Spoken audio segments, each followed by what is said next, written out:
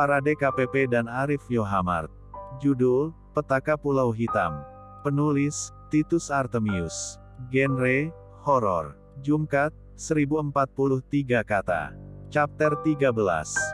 Iya? Jangan main petak umpet malam-malam begini, dong. Gak seru deh. Ayu berkata sembari menatap ke arah api unggun, tetapi bayangan yang tadi dilihatnya dari dalam tenda tak jua terlihat kembali. Gadis itu merasa sesuatu yang ganjil atas apa yang dilihatnya. Perlahan, Ayu menutup tenda dan berbalik hendak kembali tidur. Gadis itu terperangah, saat dilihatnya di sudut tenda nampak sosok wanita yang duduk diam sambil menatapnya tajam. "Kamu siapa? Pergi dari sini, pergi." Ayu menghardik perempuan itu. Namun, sosok yang duduk meringkuk di sudut tenda itu tetap diam tak bergerak. Matanya yang tajam menatap ke arah Ayu dengan ekspresi wajah yang menyeramkan. "Kalian harus mati." Suara itu terdengar jelas memenuhi tenda sempit itu. Ayu terkejut dan takut, gadis itu beringsut mundur. Sosok perempuan menyeramkan itu terus saja menatapnya. Tiba-tiba saja, tangannya terjulur ke arah Ayu. Jarak mereka berdua yang lumayan jauh, seolah tak membuat sosok wanita itu kesulitan untuk menyentuh Ayu. Ayu merasakan hawa dingin, saat lengannya yang terbungkus jaket, tiba-tiba saja terpegang oleh sosok wanita yang masih saja duduk diam di sudut tenda. Jemari yang panjang, runcing dan berkuku hitam meremas lengan Ayu dengan kencang. Gadis itu meringis dan berusaha melepaskan jemari yang memegang lengannya. Dalam satu hentakan keras, Ayu mencoba untuk melepaskan diri dari cengkeraman sosok wanita menyeramkan itu. Namun, alangkah terkejutnya Ayu. Tangan dengan jemari berkuku runcing itu terlepas dari lengannya. Sosok wanita mengerikan itu tertawa mengikik saat melihat tangan yang menempel di lengan Ayu. Gadis itu berteriak ketakutan dan berusaha memanggil Panca yang entah kenapa seolah tak terganggu dengan semua peristiwa yang terjadi di dalam tenda. Panca tetap tertidur pulas. "Panca, tolong, Panca!" Teriak Ayu yang ketakutan karena tangan yang mencengkeram lengannya tak juga bisa dia lepaskan. Dengan sekuat tenaga, Ayu berusaha menarik tangan itu agar terlepas, tetapi gagal. Begitu juga saat gadis itu mencoba membuka jari jemari yang meremas lengannya. Tawa perempuan itu masih saja terdengar di dalam tenda. Seringai yang menakutkan nampak terlihat di bibirnya. Ayu dengan penuh ketakutan, membuka pintu tenda dan berlari keluar.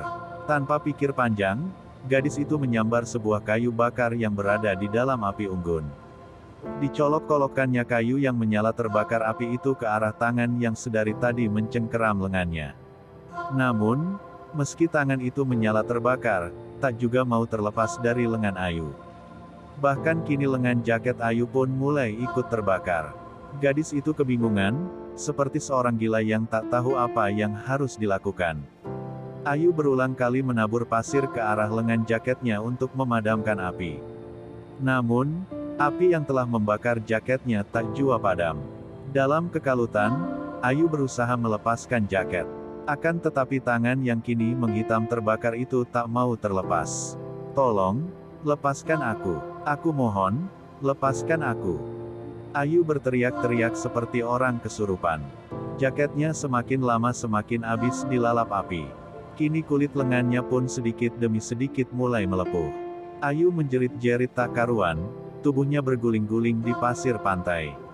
Sosok wanita menyeramkan yang tadi berada di dalam tenda, terlihat melayang di dekat tubuh Ayu yang terus saja berguling-guling. "Kau harus mati. Kalian semuanya harus mati." Sosok perempuan menyeramkan itu terus saja tertawa melihat apa yang terjadi pada Ayu. Tubuh Ayu sebagian telah melepuh, dan api pun tak juga padam meski dia telah berusaha dengan segala cara. Perlahan-lahan api itu melalap rambut panjang Ayu. Gadis itu menjerit parau, melolong kesakitan tatkala api membakar habis rambutnya. Jeritan Ayu sungguh memilukan hati siapapun yang mendengarnya. Tangannya menggapai-gapai. Wajah cantik dan rambut panjangnya yang indah, kini perlahan berubah menjadi wajah dengan kulit yang meleleh melepuh terbakar api. Gadis itu berjalan dengan sempoyongan menuju ke arah pantai, berharap api itu dapat padam dengan jalan menceburkan dirinya ke laut.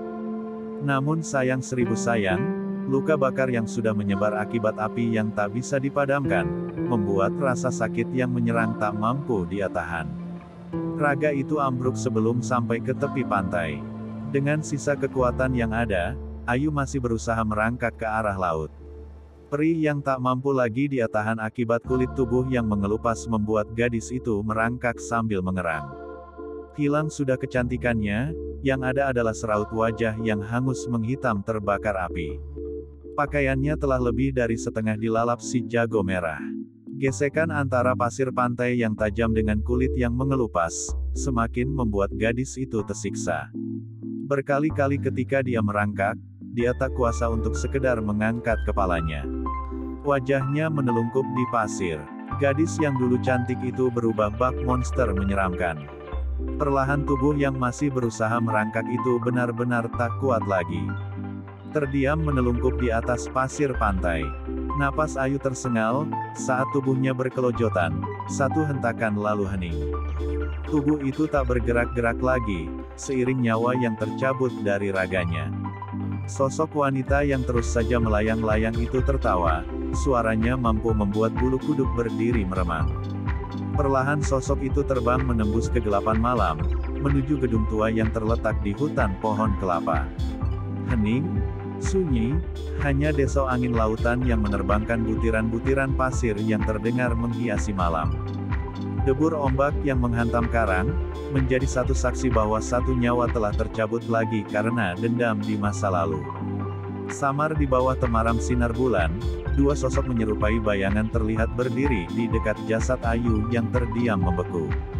Wajah-wajah yang pucat dengan tatap mata kosong, memandang raga yang kini tak lagi bernyawa.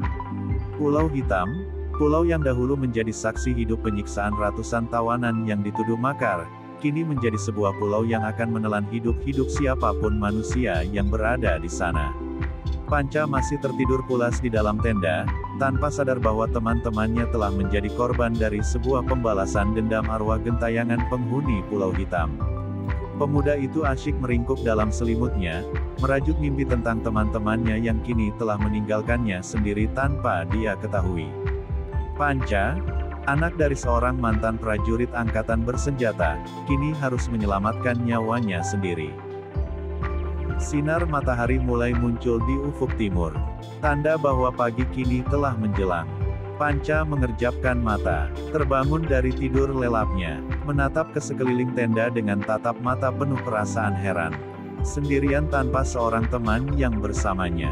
Pemuda itu membuka pintu tenda, menghirup segarnya udara laut di pagi hari.